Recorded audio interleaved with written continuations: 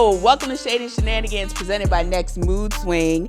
I'm your host, Cristal Bubblin, and this week we're just going to talk about the shade and shenanigans that happened in the world today. So let's kick it off with this one, baby. The group chat was spicy as hell, and by spicy, I mean bombs were literally dropping. On Wednesday, The Atlantic released the entire signal chat among senior national security officials, showing that Defense Secretary Pete Hegseth provided the exact timings of warplane launches and when bombs would drop before the women and the men flying these missions in Yemen even knew about it. Now, the White House press secretary, Caroline Leavitt, says that no classified information was leaked. But if you look at those chats, it's literally like 12:15, F-18 launch, 12:30, bomb this location, 12:45, this person will be there with this, and this is what we need to send to get them. Like, they were like just up there like, bitch, we about to bomb Yemen. Like, what does your group chat look like? Because my group chat does not look like that. My group chat might have a little gossip, might have a little chisme, but it definitely does not have war plans or like when somebody's going to jump somebody even. And our officials are up here just releasing this top secret information, and now they're trying to say it's not classified information. How are war plans not classified? Because if that's the case, why didn't we know about every detail about every war this country has participated in from the beginning of time? These people are up there running the White House like an episode of Three Stooges. Just whoop, whoop, whoop, whoop, whoop. Okay. I dated myself with that one. So some of y'all are going to have to Google the Three Stooges. But it was like a really funny show, and they were like really goofy and doing really goofy, dumb stuff. Okay, whatever. But that whole administration is just, I don't even know. They're like a cross between like the Three Stooges and Sesame Street, because everybody up there seems to just be learning how to read. Nobody knows really what's going on at any given time, at any point in the day.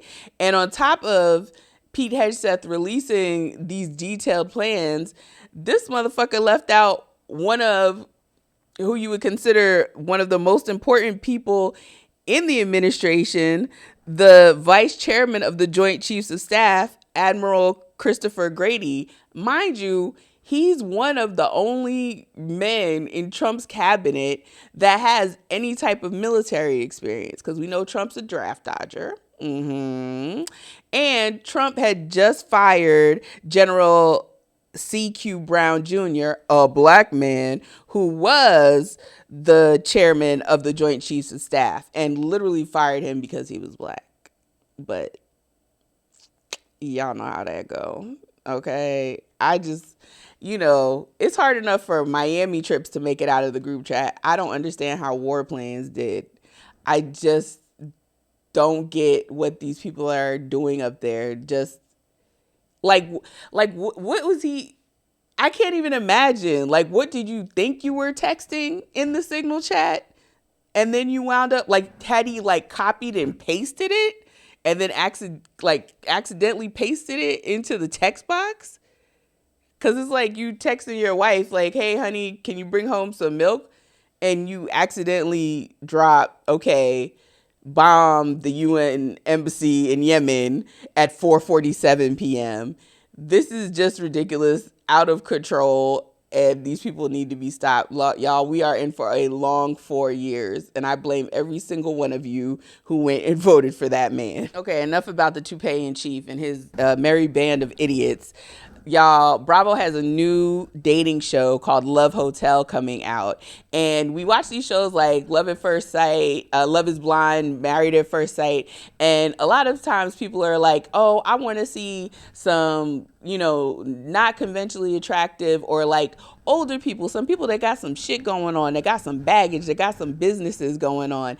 Well, Bravo's about to do it, honey. The show's going to feature GNA, Giselle Bryant, and Ashley Darby from Real Housewives of Potomac, Shannon Storms Bedore from the Real Housewives of Orange County, and the Countess Luann de Lesseps from Real Housewives of New York. The show is hosted by comedian Joel Kim Booster, and he's going to be known as the Love Concierge. And he promises the ladies that the men on the show are all established, successful, and hung like Bolo.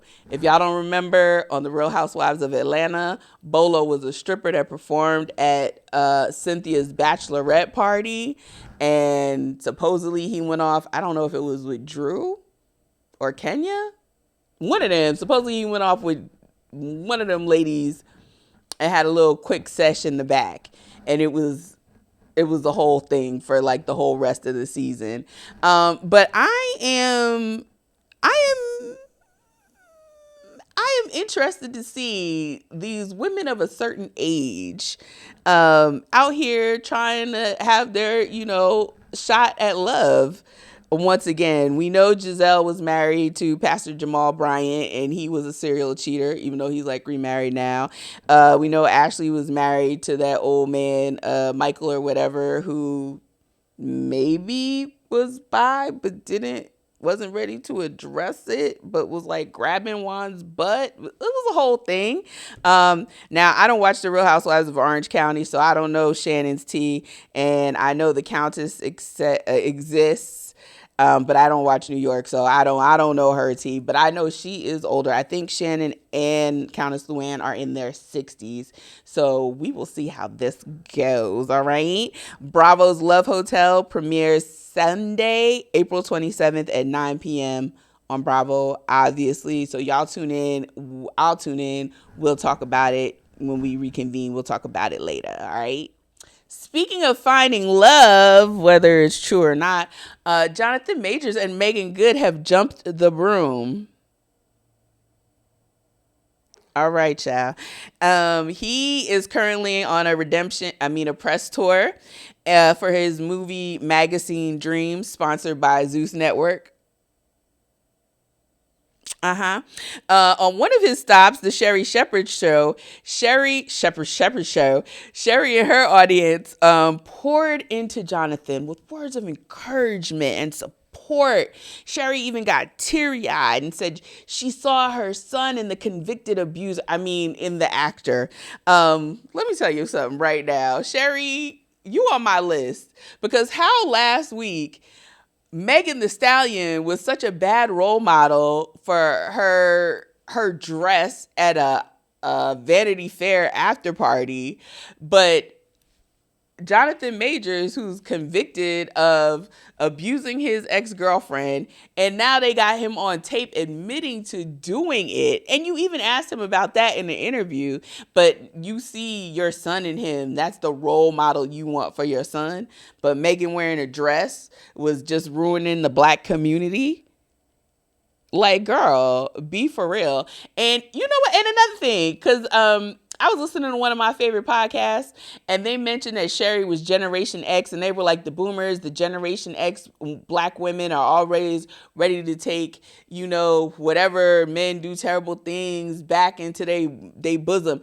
I just want to say, stop blaming Gen X, because it ain't all of us. It ain't all of us, because it for damn sure ain't me. I would not be up there like Iyanla, wiping away the bad vibes, and Sherri Shepherd nuzzling him in my bosom. Ew. And Megan Good, I don't understand how this man, he hadn't even been to trial, so he was still up on charges. And you were like, that's going to be my husband. And I'm not going to pre-victim blame, like when it happens to you, because I don't believe that should happen to anybody. Girl, it's just not a good look. And this is a man who people, when they interviewed people from his past, they were saying he was volatile. They were saying he had been abusive before. So now he's doing this whole redemption tour. Baby, it's pressed for this movie. He needs y'all to come see this movie because he needs a check. Or because if y'all don't come see this movie, he's going to be on Zeus's new Bad Boys of the Entertainment Industry franchise. And he doesn't want that for himself. I mean, I want that for you, Jonathan Majors, because they just be fighting on them shows. So if you going to fight a woman, I just want to see you on a show fighting a bunch of men. Because y'all never keep that same energy when it comes to the men. When it comes to the men, y'all ready to talk and settle it and squash it peacefully and let cooler heads prevail. But when it comes to the women, you ready to throw punches. All right. Anyway, though, that's just, I don't know. That's just something about that just pissed me off. And for Megan Good to just be down to marry that man, it's out of my realm of comprehension because, girl, why? But maybe I'm speaking from my own trauma, so I'll just mind my business. No, I won't. Speaking of pissing me off. Listen, y'all, this is a me thing, okay? And I know it's a me thing, but there's somebody out there. My audience is out there. My tribe is out there. Y'all feel me on this.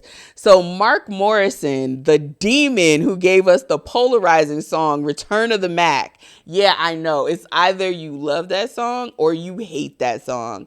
I, for one, hate that song. I can't stand it. I don't understand. He sounds awful. It's like the deadbeat baby daddy anthem.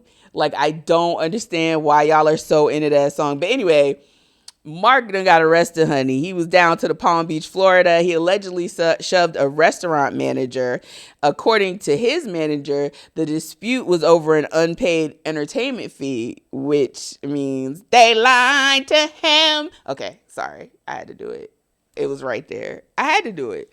Morrison's attorney also alleges that the incident came as a result of a racially charged confrontation.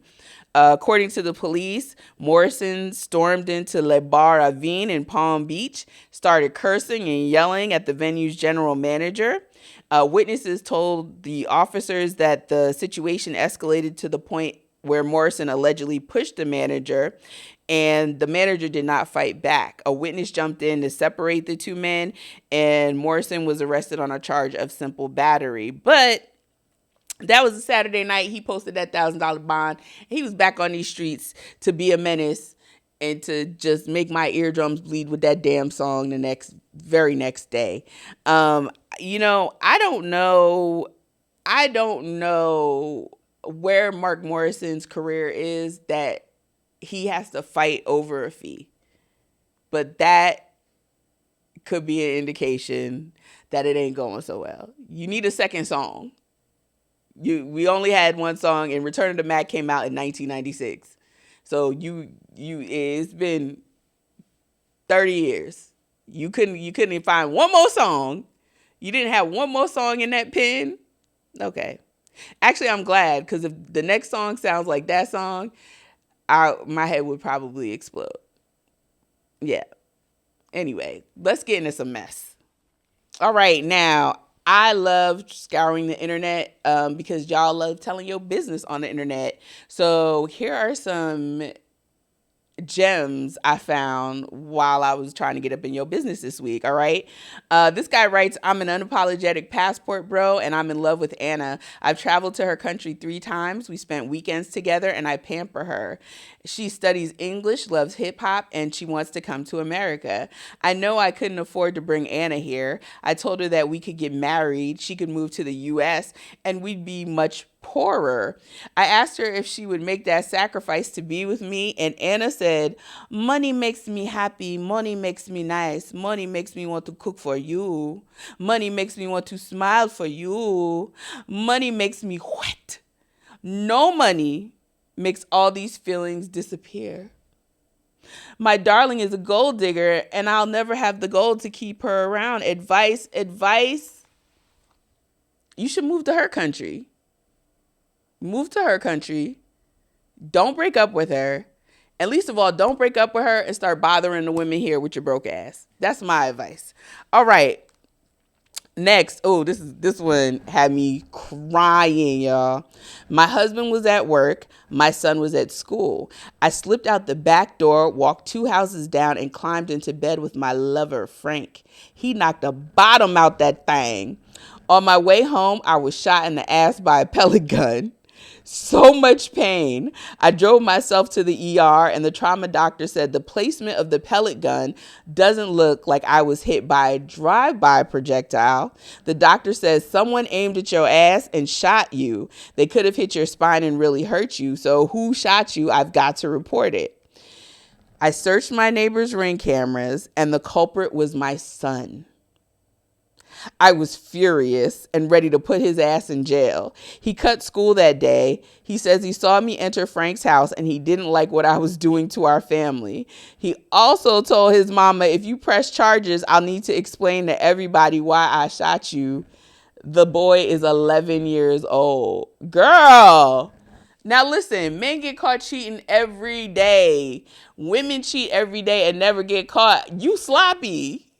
If your 11-year-old caught you cheating, you sloppy. And why is he cutting school? He's in the 6th grade. Does he walk to school? Do you drive him to school? Does he take the bus to school? How did he cut school, girl? Listen, at this point, you just gonna have to take that L. You just gonna have to take that L if you don't want your husband to find out. Me personally, I'm petty. I'd press charges. Even my own son, yeah, I'd press charges. You going to juvie. You little shit. Cause you shot me? Cause I was just trying to get a little side action. So my son's a hater? He's definitely going to juvie. 100%. Y'all, that is it for the Shade and Shenanigans this week. You can find me on all platforms at Cristal Bubblin. You can holler at us here at Next Mood Swing on all platforms. And feel free to DM me or email me at sendshade@gmail.com if you got a crazy story or if you want some advice. I promise, I give some good advice. I'm petty and I'm messy, but I could help you. I could change your life, baby. So go on, slide in my DMs, send us an email. Thanks for tuning in this week. We'll see you next time. Wakanda forever. Peace.